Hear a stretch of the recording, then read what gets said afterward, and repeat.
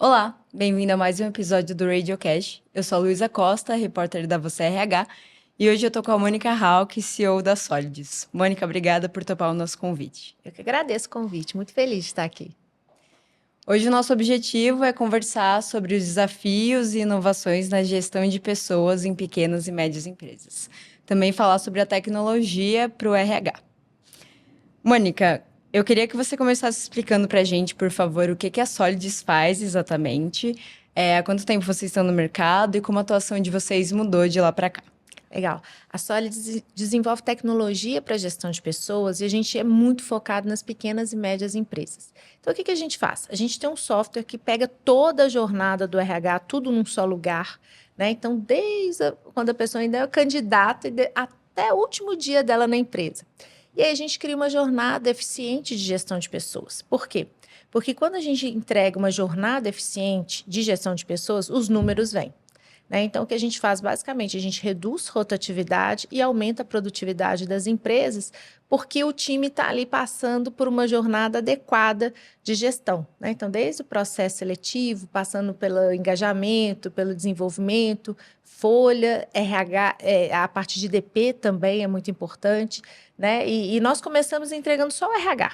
Né? Então, no início, nós tínhamos ali uma jornada que começava no recrutamento e seleção e passava por todos os subsistemas até o último dia da pessoa na empresa. Agora, a gente tem também, nos últimos anos, a gente tem feito um movimento também de entrar no departamento pessoal. Né? Porque o departamento pessoal também tem algumas obrigatoriedades, algumas questões que impactam diretamente, né, o fortalecimento das empresas. Então, hoje, a nossa jornada, tudo que o RH e o DP precisam, está no mesmo lugar. Perfeito. E hoje vocês estão trabalhando também com grandes empresas, certo? Nós fizemos um movimento agora que foi adquirir RH Gestor, que é um software de RH, que ele é muito bom para empresas maiores. A nossa estratégia com o RH Gestor é fortalecer aquelas empresas que começam a crescer. Né? Então, o que acontecia? Nosso cliente, ele começava pequenininho e aí ele cresce, mas chega um momento que a empresa começa a demandar uma densidade diferente de RH, né? Então, ela precisa de um software com, não vou dizer complexidade, mas densidade que é muito específica das empresas maiores, né? Então, o RH Gestor, ele vem para cobrir essa lacuna muito bem e assim eu consigo entregar para cada fase da empresa a densidade necessária. Consegue né? acompanhar esse crescimento, né, dos clientes. Exatamente. Então, eu consigo acompanhar. Então, a gente continua na nossa tese, né, de pequenas e médias empresas, mas aquele grupo das médias, quando elas começam a crescer, elas continuam sendo assistidas e elas podem continuar conosco e conseguindo resultado através da gestão de pessoas eficiente. Perfeito, obrigada, Mônica, por esse panorama. Agora, eu queria conversar com você. Hoje a gente está falando muito sobre a necessidade do RH assumir cada vez mais um papel estratégico, né, nas organizações. Então, queria te perguntar, como você acha que as empresas podem tocar essa transformação, né, esse reposicionamento do setor, e de que maneira a tecnologia possibilita que o setor tome essa nova posição?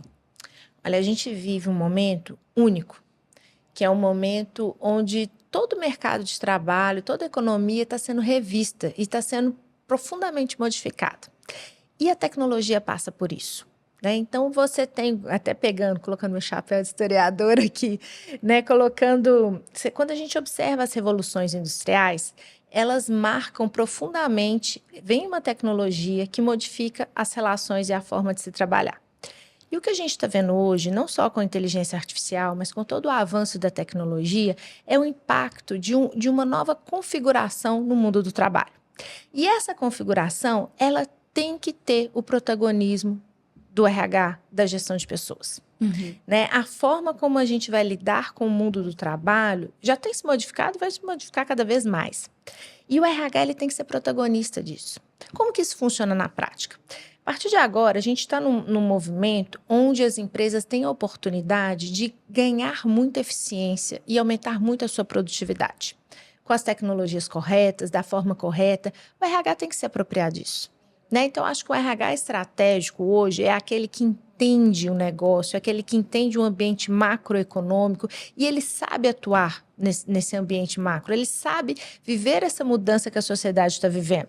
Então, de maneira objetiva, o RH estratégico hoje é aquele que entende do negócio, é aquele que consegue aproveitar esse movimento e essa oportunidade que a gente tem de aumentar significativamente a produtividade, e isso para o RH brasileiro é fundamental, porque é a oportunidade que a gente tem de ganhar vantagem competitiva de forma mais sustentável, né? Então é o RH que ele entende e ele se apropria dessas mudanças e ele usa essas mudanças para fazer com que os negócios aumentem a sua produtividade e consigam resultados para as empresas. Agora, o como importa.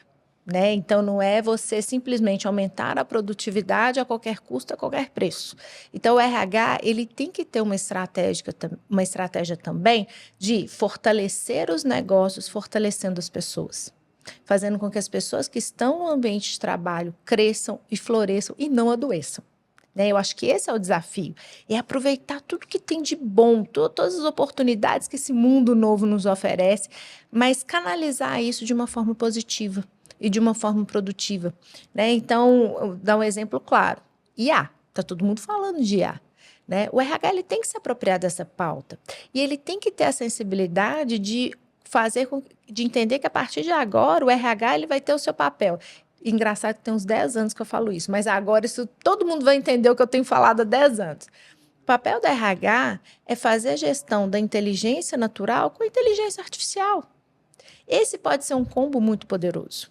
Né? Então, não pode haver ali uma resistência, ou não pode haver ali um medo.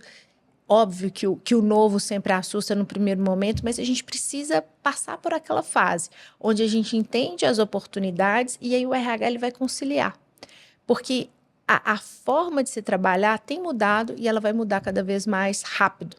E o RH ele tem que estar atento e ele tem que estar canalizando. E, com certeza, tecnologia é o grande aliado da gestão de pessoas. Perfeito. Mônica, você está falando muito agora sobre esses desafios para a gestão de pessoas, né? Esses desafios atuais.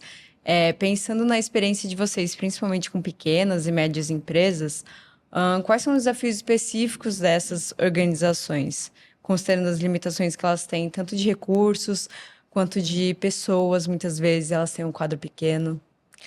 As pequenas e médias, na minha opinião, são as que mais podem se beneficiar desse mundo novo que a gente está vivendo. Por quê? Por causa do custo de aquisição de tecnologia. Antigamente, se a gente pensasse 20, 30 anos atrás, as tecnologias, o custo de tecnologia era muito proibitivo.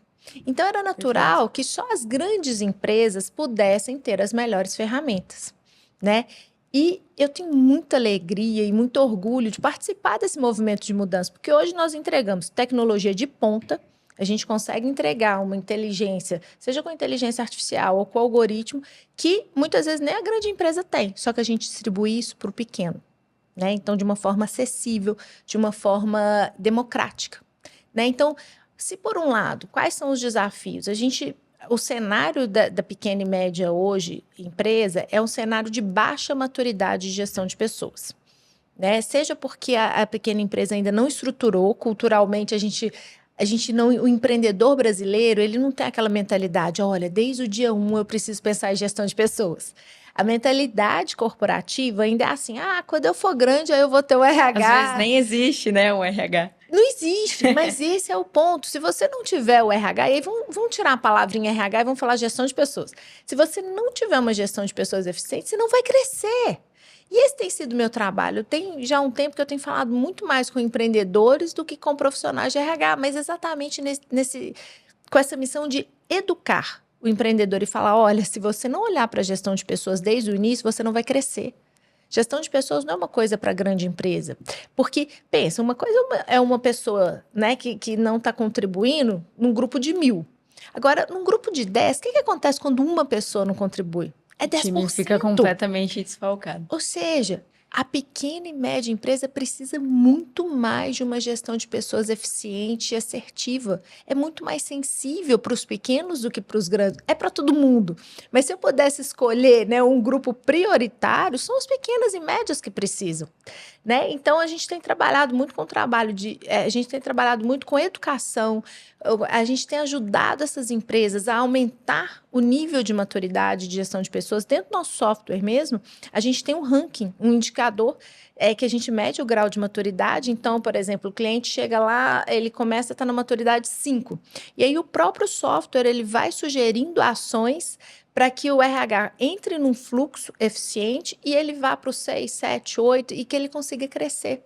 Então, o que a gente tem feito é realmente entregar essa estrutura de gestão de pessoas que normalmente na pequena e média ela não existe. Né? Então, isso é muito importante. Agora, existe uma oportunidade gigante, porque nunca antes na história as pequenas puderam ter tanto acesso à tecnologia de ponta. Então, assim, de novo, eu sou muito otimista em relação às pequenas e médias, porque a gente tem uma grande oportunidade na mão. Legal. Além dessa estruturação, né, do RH e da gestão de pessoas que você está dizendo, que outras oportunidades de inovação você enxerga para as pequenas e médias empresas relacionadas à tecnologia na gestão de pessoas? Eu acho que hoje a gente consegue entregar a questão dos dados, da inteligência, era uma coisa muito complicada, né? Antigamente, as grandes empresas tinham aquele time gigante de pessoas minerando dados, estatísticas. Hoje está simples, você tem um algoritmo, né? Então, você só precisa apertar uma tecla e você tem acesso a uma inteligência de dados que você não tinha antes. Então, acho que a grande oportunidade que a gente tem hoje é começar desde cedo a fazer uma gestão de pessoas baseada em dados. Né? Essa riqueza, essa inteligência que hoje os dados conseguem entregar para o RH das pequenas, isso muda o jogo, isso muda uma empresa. Porque a gente consegue, hoje eu consigo mostrar para uma empresa pequenininha quem são as melhores pessoas para ela contratar.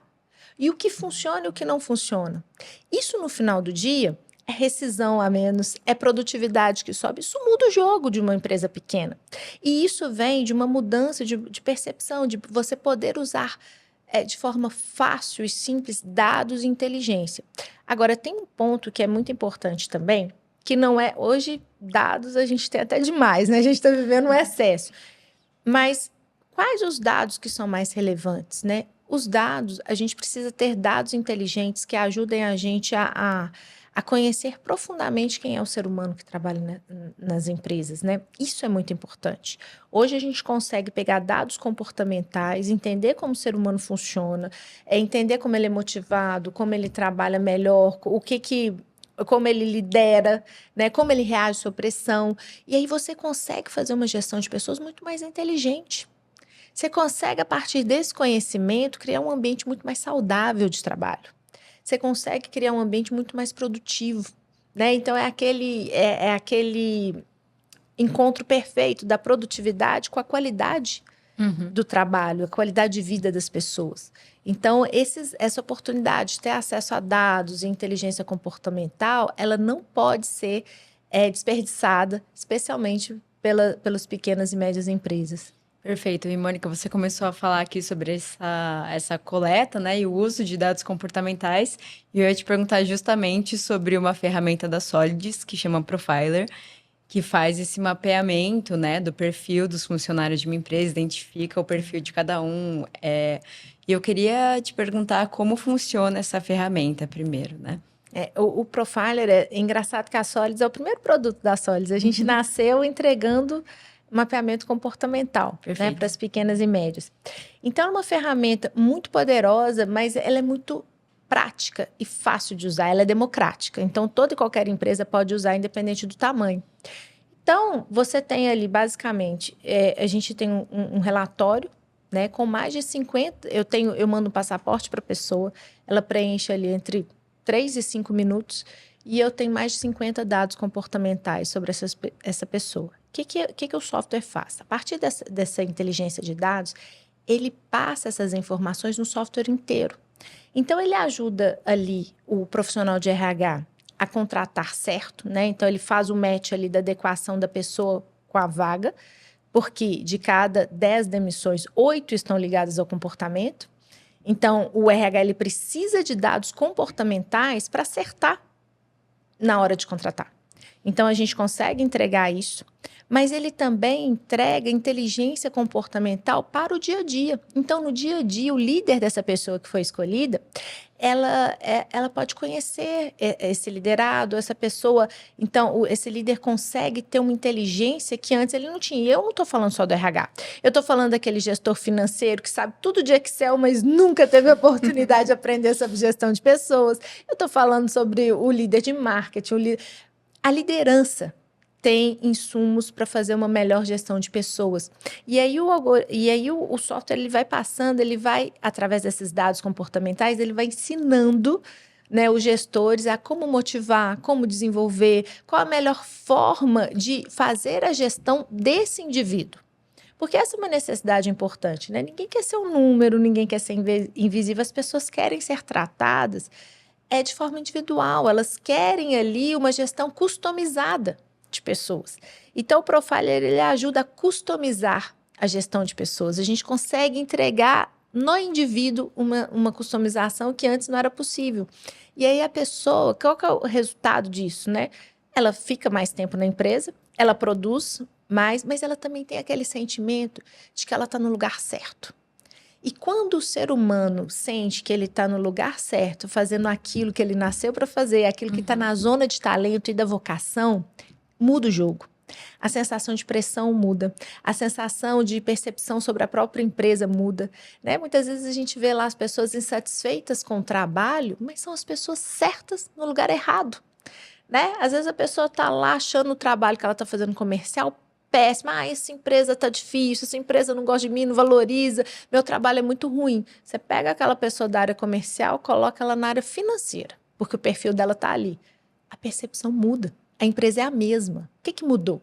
Você colocou a pessoa certa no lugar certo. E ali ela começa a se sentir mais produtiva, a se sentir que ela está crescendo, o absenteísmo cai, a nota, né, o NPS sobe, o tempo de permanência na empresa aumenta, a produtividade sobe.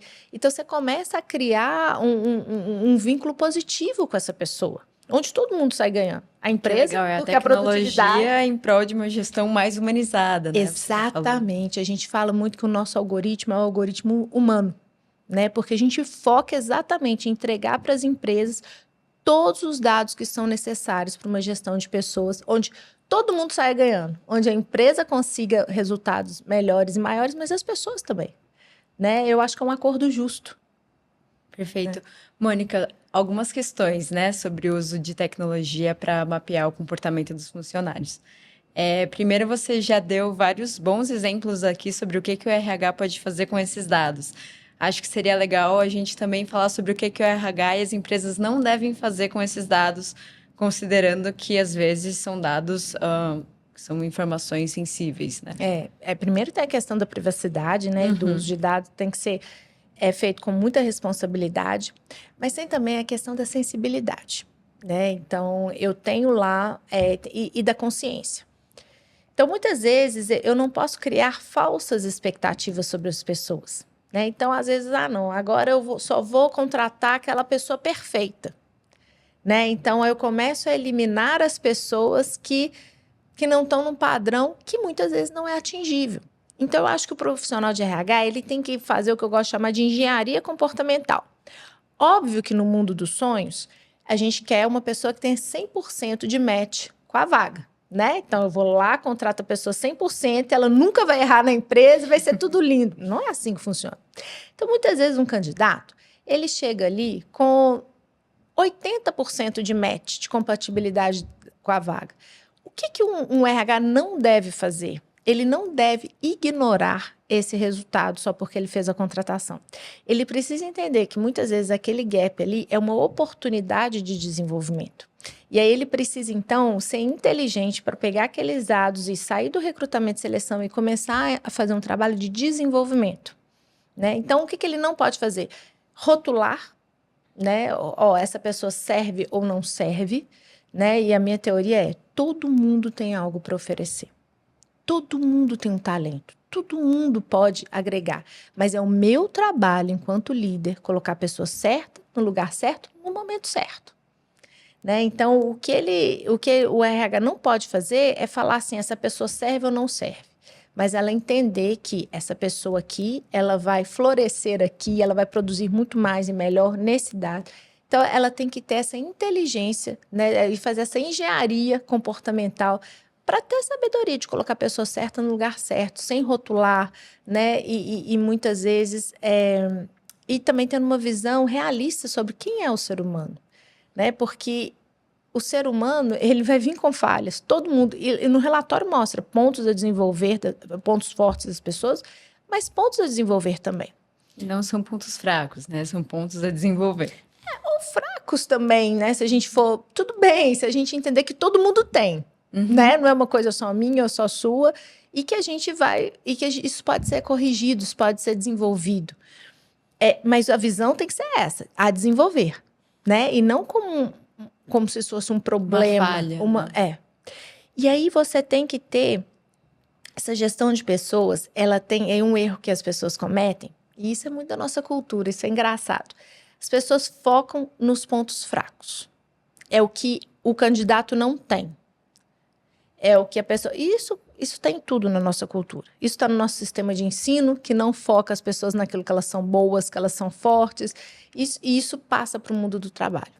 A gente tem uma cultura onde a gente foca na fraqueza. E aí a gente fica tentando reduzir gaps. A minha experiência diz que a estratégia mais inteligente de pessoas é focar na força, onde a pessoa é boa. Né? Então, óbvio que a gente precisa desenvolver, mas quando você fala de contratação, olha o que essa pessoa tem de bom, de forte, qual é a fortaleza dela. E na fortaleza dela, você coloca ela para atuar. Ela vai gastar muito menos energia e tende a performar muito mais do que você ficar forçando a pessoa a desenvolver aquilo que ela não tem. Então, focar na força é muito mais inteligente do que focar nos pontos a desenvolver, na fraqueza da pessoa. Perfeito. Né? Então, isso é uma dica e eu recomendo fortemente. Perfeito. Mônica, a gente está falando aqui sobre como a tecnologia ela pode ser positiva. Ela é positiva tanto para o lado do empregador quanto para o lado do funcionário, né? Claro. Que vai ter uma oportunidade de desenvolvimento se a tecnologia for bem empregada, como você está dizendo. Agora, como as empresas podem convencer os funcionários, os colaboradores, de que a tecnologia também está a favor deles? E eu pergunto isso porque eu mesma já torci o nariz para testes comportamentais que me passaram no passado. E eu pensei, por que eu preciso dar o meu perfil aqui para essa empresa? Olha, isso é super legal, porque claro que é uma questão de cultura, as pessoas vão conhecendo, entendendo, mas a tecnologia tem que ser boa. Quando ela é boa, né, ela gera um banho de autoconhecimento. E a gente gosta de dividir essa informação também com o time. Então, existia no passado um uso muito exclusivo, assim, era uma informação sigilosa que ficava só no RH, né? E a gente incentiva a democratização desse conhecimento.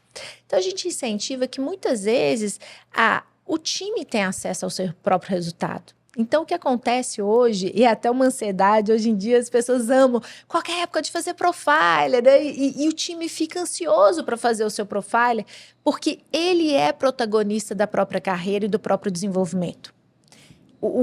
Não só o profiler, mas esse é um instrumento para a carreira também. Ele não é um instrumento que vai eliminar a pessoa e dizer você serve. Ele é um instrumento de autoconhecimento. E ele é um instrumento de conhecimento sobre o outro.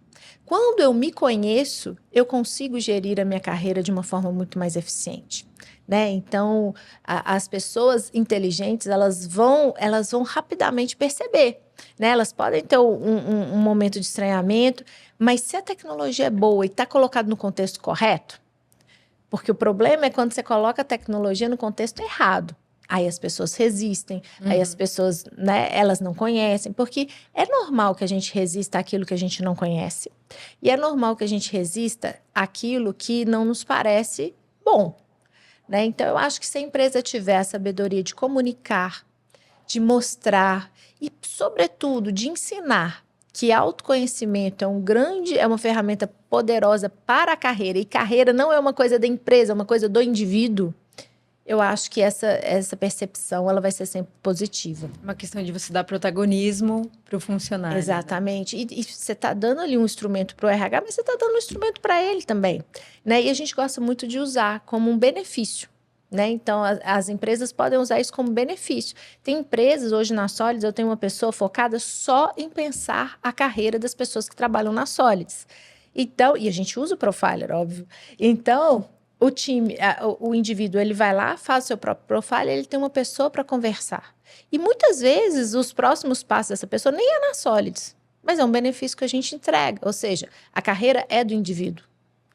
E esse é um instrumento que vai ajudar esse indivíduo a pensar a como se desenvolver. Isso gera maturidade, isso é bacana. Você gera um clima de maturidade, de comprometimento. Você pode criar alianças, né? Então, o seu líder passa a ser um grande aliado no seu desenvolvimento. O seu time passa a ser um time que está ávido ali por melhorar, por crescer. Você cria um efeito positivo. Tudo que é colocado da forma certa e, né, do jeito certo gera frutos positivos. E é isso que a gente tem que buscar o tempo inteiro. Perfeito. A gente está falando aqui sobre tecnologia para o desenvolvimento profissional, né, desses funcionários no contexto de uma organização. Mas eu queria te perguntar também sobre a tecnologia nesse contexto de gestão de pessoas para a construção de um ambiente de trabalho saudável, que é uma coisa que você até chegou a comentar lá no começo do episódio. Queria que você contasse um pouquinho mais como que isso pode acontecer. Muitas vezes o que gera, de novo, é um mantra, mas é porque ele é a raiz da maioria dos males nas empresas. Quando a pessoa está no lugar errado, ela começa a apresentar alguns sintomas. Quais são os sintomas da pessoa certa no lugar errado? Primeiro, absenteísmo. Ela começa a se ausentar do trabalho. E é muito fácil falar assim, essa pessoa não é comprometida, essa pessoa é irresponsável. Se você tem se você fala, não, deixa eu mergulhar e entender o que está acontecendo aqui. Quando as pessoas estão no lugar errado, elas tendem a ter uma percepção negativa, não só sobre o próprio trabalho, mas sobre a empresa. E é difícil, às vezes, para o indivíduo falar assim, eu estou no lugar errado. É mais fácil ela falar, eu estou na empresa errada. Porque é difícil para ela fazer esse diagnóstico.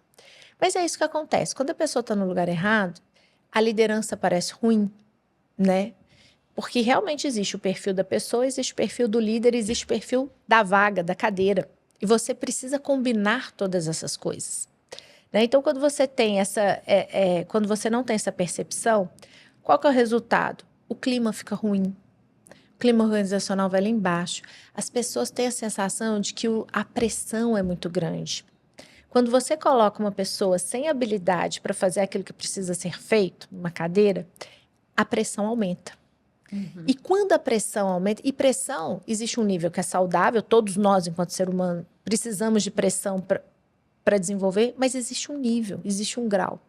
E quando a gente coloca a pessoa no lugar errado, ultrapassa esse grau. A pressão interna é muito maior. Né? Então, imagina eu trabalhando como CEO. Meu nível de pressão é 1.